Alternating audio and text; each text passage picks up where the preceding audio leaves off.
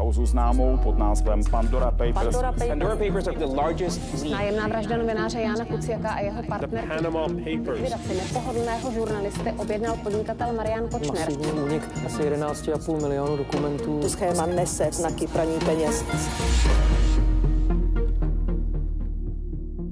Dobrý den, vítejte u poslechu podcastu Odposlech, podcastu serveru Investigace.cz. Moje jméno je Josef Šlerka a mým dnešním hostem je Karin Kováry Solimos. Říkám to správně, Karin? Skoro. Kde jsem udělal chybu? Kováry Solimos, ale je to v pohodě. To asi mě nepřinutíš, aby řekl. Karin je moje a naše kolegyně ze Slovenského centra investigativního Jana Kuciaka, která byla členem týmu novinářů, kteří pracovali vlastně na takovém našem projektu, který má už spousty pokračování a ve kterém se věnujeme mapování působení propagandy a v tuhle chvíli zejména kremelské propagandy v Evropě. Já jsem se na téhle části projektu nepodílel, takže můžu být moderátorem a to moderátorem takřka bez vědomí, o co šlo. Čtenáři Investigace.cz si mohli ale přečíst u nás výtah z toho obsáhlého reportu. Karin, kdyby si představila projekt Evropané ve službách kremelské propagandy, co by si řekla? Najprv by som asi povedala alebo vysvetlila, že čo je presne tou hlavnou postavou celého článku.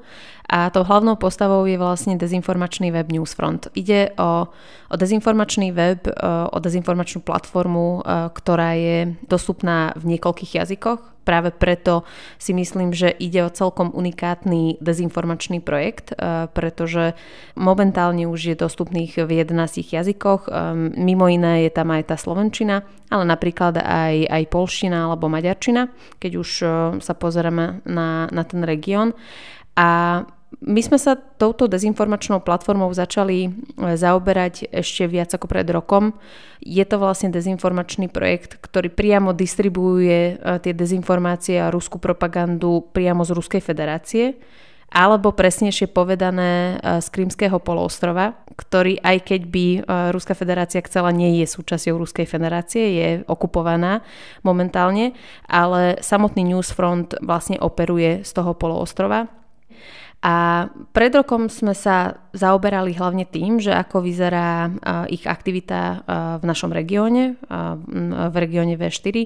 Zistili sme, že jednak je táto platforma dostupná aj v slovenčine, tým pádom sa môže dostať aj českým čitateľom. Je dostupná aj v maďarčine a aj v poľštine. A vtedy sme sa začali pozerať na to, že kto presne vlastne stojí za týmto projektom. Zistili sme, že ide o projekt alebo ide o platformu, ktorá je zablokovaná napríklad na sociálnych sieťach, ich predstavitelia sú na sankčných zoznamoch a tým pádom sme si povedali, že pravdepodobne ide o zaujímavú vec. Jenom pro posluchače, aby věděli, ten server Newsfront je vlastně sankcionovaný ve Spojených státech. V Evropské unii jsou pod sankcemi jeho tvůrci. A to, co je pozoruhodný, že on vlastně kromě té části, která vychází rusky, kde jsou někteří autoři podepsáni, tak vlastně v těch jednotlivých jazykových mutacích je velká časť těch textů nepodepsaná. Je to tak? Áno, je to tak. Práve k tomuto som sa chcela dopracovať. Ide o stránku, kde väčšina tých textov nie je podpísaná. Sú aj také, ktoré sú podpísané, to je pravda, ale oproti tým nepodpísaným je to tá menšia časť tých textov, ktoré sú publikované na tej stránke. A práve preto sme sa začali zaujímať o to, že kto môže stať vlastne za tým Newsfrontom. Hlavne v prípade napríklad toho slovenského Newsfrontu bolo zaujímavé aj práve kvôli tomu, pretože tá stránka začala byť veľmi populárna po vypuknutí vojny na Ukrajine. Za fakt pár týždňov sa dopracovali k šialeným číslam napríklad na Telegrame, kde mali niekoľko tisíc followerov. Až donedávna pracovali s jedným z najväčších slovenských telegramových kanálov. Pro představu, kolik má ten kanál nejvíc? No ten kanál, ktorý teraz už je zablokovaný, tak to bolo nad 30 000. Pardon, jenom pro představu pro český posluchače, v Čechách je 30 000 a víc uživatelů má opravdu ty největší kanály v tom českém telegramovém prostoru, přičemž ten český trh je vlastně dvakrát tak větší než slovenský, to znamená, opravdu ten zásah je v tomhle porovnání velký. Pre predstavu, že ako veľmi intenzívne alebo dynamicky sa vlastne rozvíjala tá followerská báza, je, že v období ešte pred vypuknutím vojny mali niekoľko 100 followerov. A fakt za niekoľko dní a týždňov sa dopracovali k šialene veľkým číslam, k niekoľko tisícovým číslam. Ak sa dobre pamätám, tak vtedy sme sa aj bavili o tom, že či náhodou tam nie sú aj nejakí boti, ale teraz vidiac po zablokovaní, tak oni takto dynamicky sa rozrástli vlastne aj teraz, keď si založili nový kanál. A možná pro kontext pro český posluchače doplním, že obvykle to bývá tak, že ty české dezinformační stránky a konspirační mývají vysokou návštěvnost ze Slovenska, ale tady v tom případě je to skutečně tak, že ta slovenská mutace toho serveru Newsfront, protože není česká, tak vlastně podle údajů webu SimilaryWeb zhruba 30% těch návštěvníků je z České republiky, 60% ze Slovenska a 10% jsou tam nějaký okolní státy. To znamená, když Karin mluví o té situaci jako na tom Telegramu, tak je nutno říct, že to je ne tolik československý, jako spíš slovensko-český problém. Presne. A je to ináč zaujímavé, pretože neexistuje český Newsfront ako stránka, ale oni vyzeralo, že v istom bode si chceli aj založiť český projekt.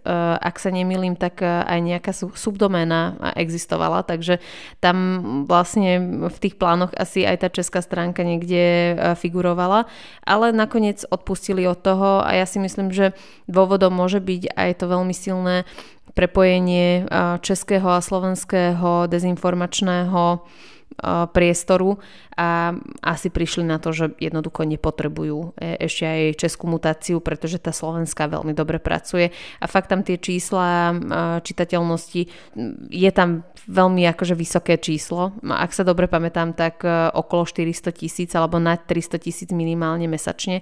A aby som sa dostala späť k tej pôvodnej otázke, tak sme začali, potom sme sa vlastne začali zaoberať tým, že kto môže byť slovenským editorom a tam sa nám vlastne podarilo sa dopatrať k tomu, že je ním slovenský právnik, taktiež člen Zväzu protifašistických bojovníkov.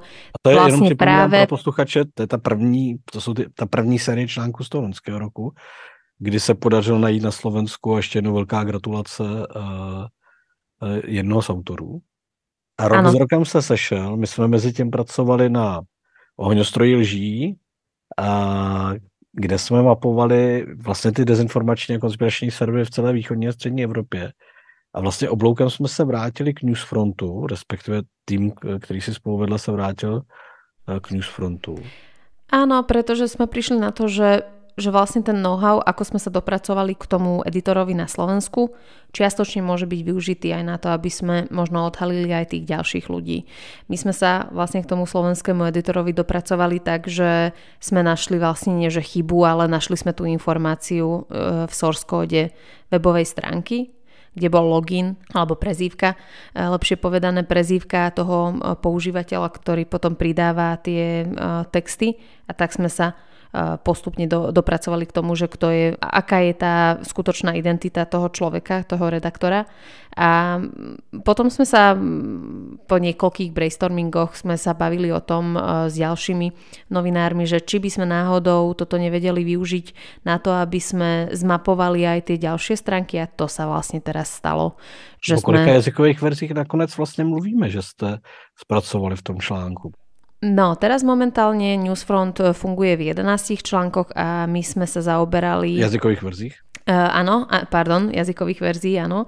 A my sme preskúmali vlastne tú srbskú stránku, tú maďarskú, aj tú poľskú, kde sme sa bohužiaľ nedopracovali k tomu, že kto je tým redaktorom alebo editorom za tou stránkou, alebo administrátorom, ak možno je to lepšie pomenovanie.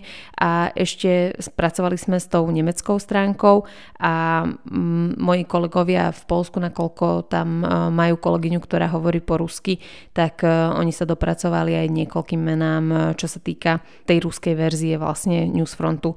Takže dokopy je to, nepočítala som, ale je to vlastne 5 z tých 11, áno. Ešte asi máme áno, aj na ďalšie pokračovanie.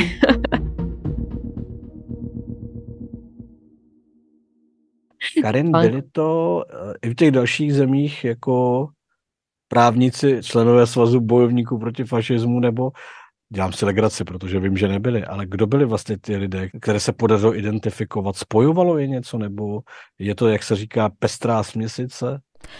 No na prvý pohľad ich až tak veľa vecí nespája, si myslím. Nenašli sme žiadne akože priame nejaké prepojenie, okrem toho, že pracujú alebo sú dobrovoľníkmi. K tomu sme sa napríklad nevedeli dopracovať, že či za toto dostali nejaké peniaze alebo či to robili dobrovoľne.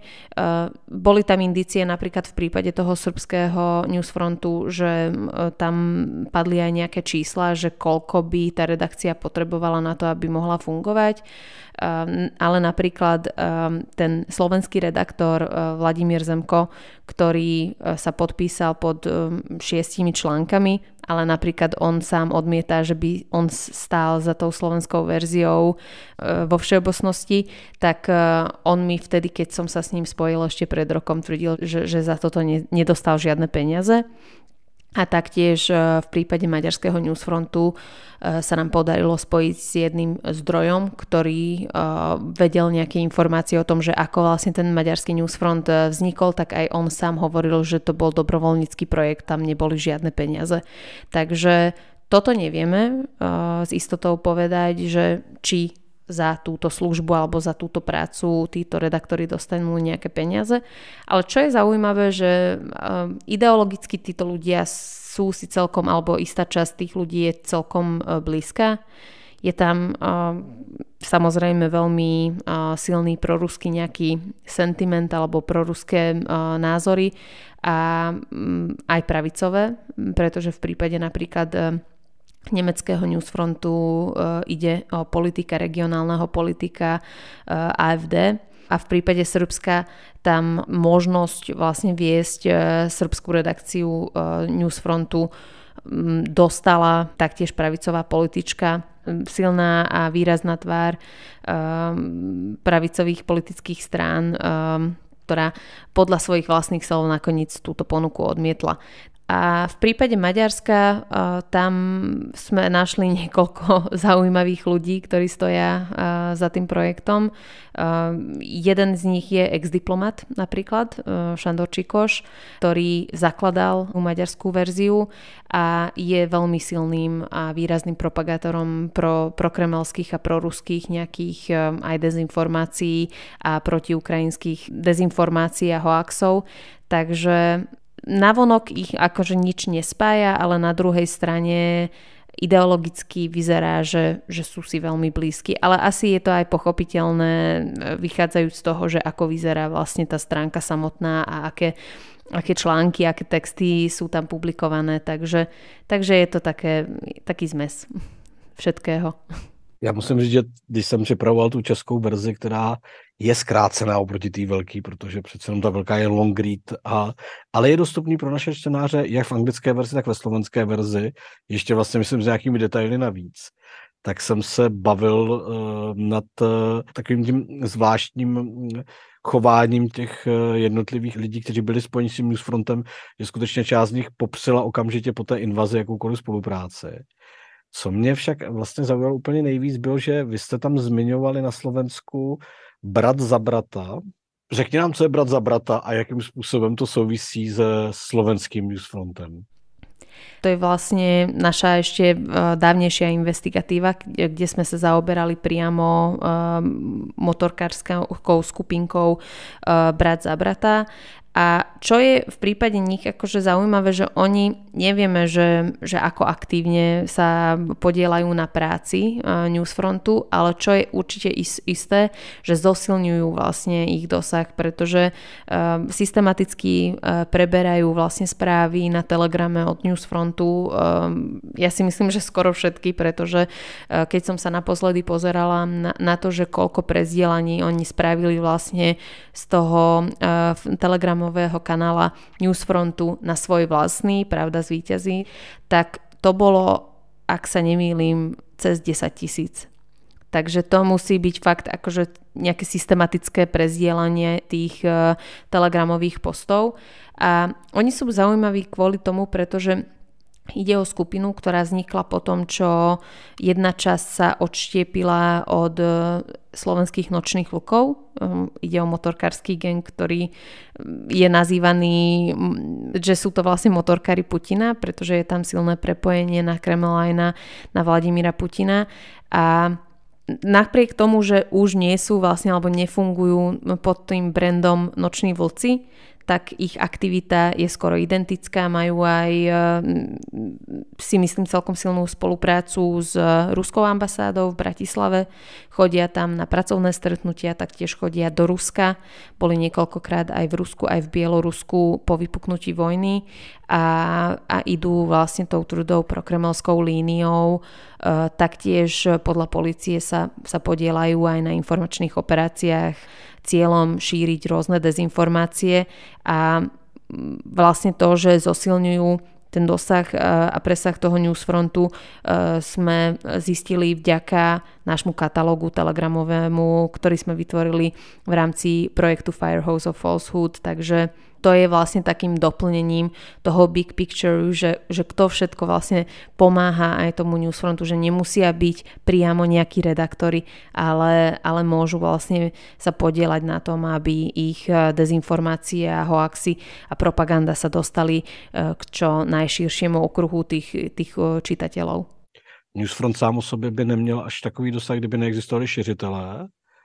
Na jeho zprávy jsou přebíraný mnoha servery těmi antisystémovými konspiračními i v České republice. Dlouhou dobu určitou roli pro něj měly sociální sítě, Facebook a Twitter.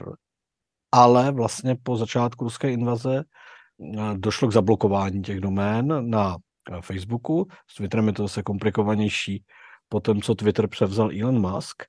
Ale v tuhle chvíli vlastně Facebook se snaží, a to je popsáno i v těch textech, nějakým způsobem ty domény, respektive ty nově vznikající domény, které se snaží být to, čemu se říká v té hantýrce proxy, se snaží blokovat. Ale vznikl tam zvláštní symbioza mezi Facebookem a Telegramem. Popsal bys nám a řekla bys nám, jak to nakonec vlastně dopadlo s tím Telegramem?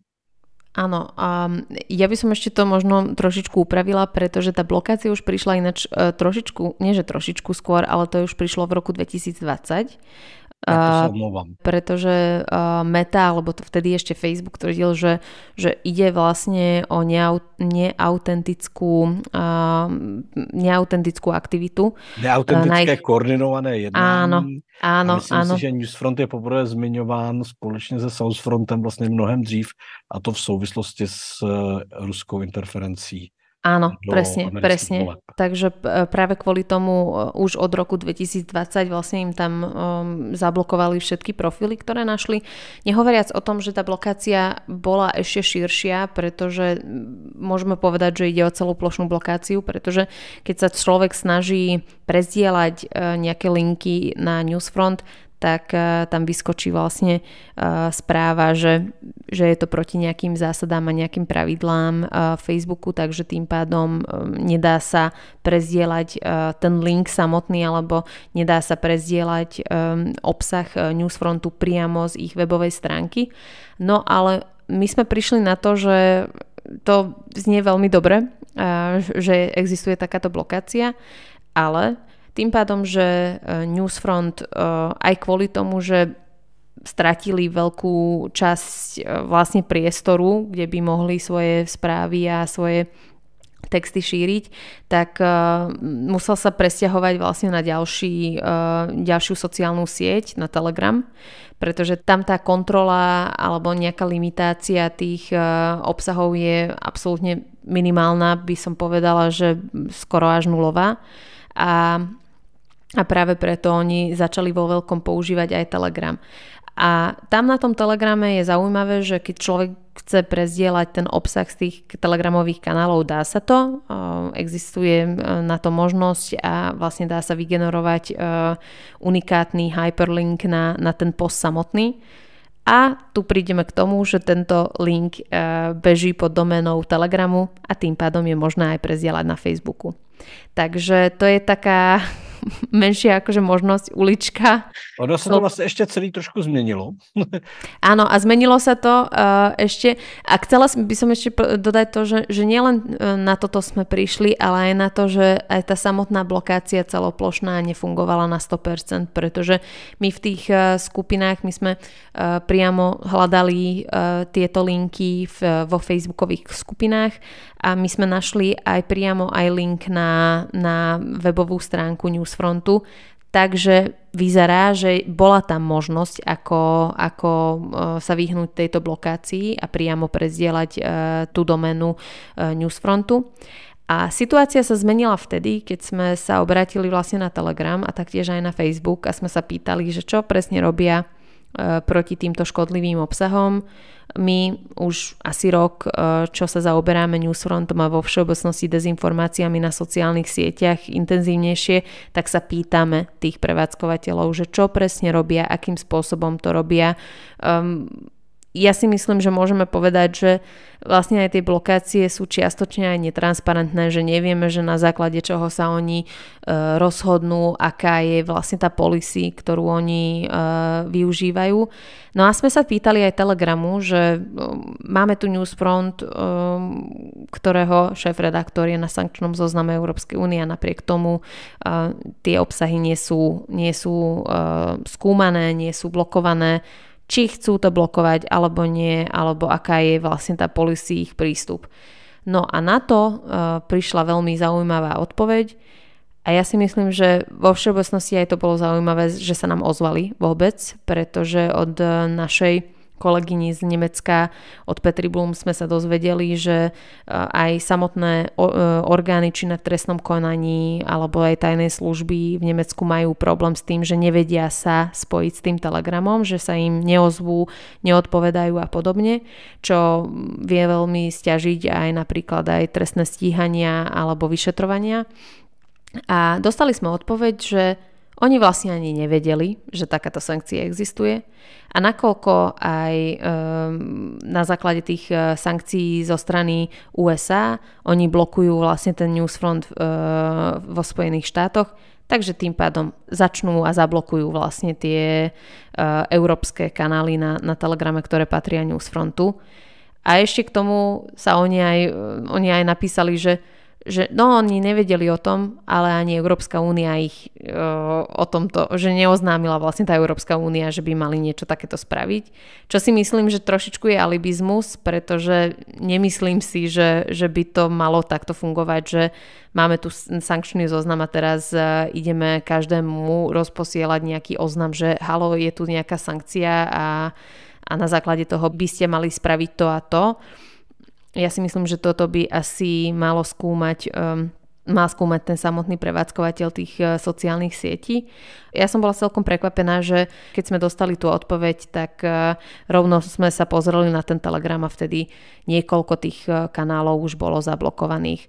Ale aj tá blokácia bola veľmi zaujímavá, pretože ak sa dobre pamätám, tak niektoré kanály boli zablokované, niektoré neboli. Napríklad ja som bola prekvapená, že zablokovali aj srbský kanál Newsfrontu a pritom Srbsko nie je členom Európskej únie, takže tam ani ten dôvod vlastne neexistuje, keď používame ich logiku. Třeba im nikto neřekl, že Srbsko není členom Európskej únie. No. Možno, alebo nie sú veľmi zvyknutí na to, aby blokovali rôzne kanály.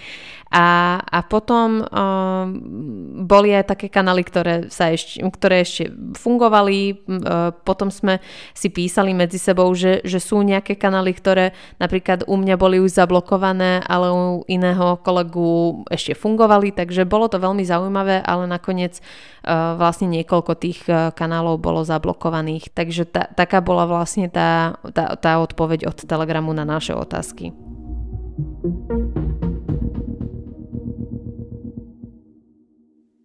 Článek byl publikován, vyšel v několika jazykových verzích. Jaká byla reakce z Newsfrontu?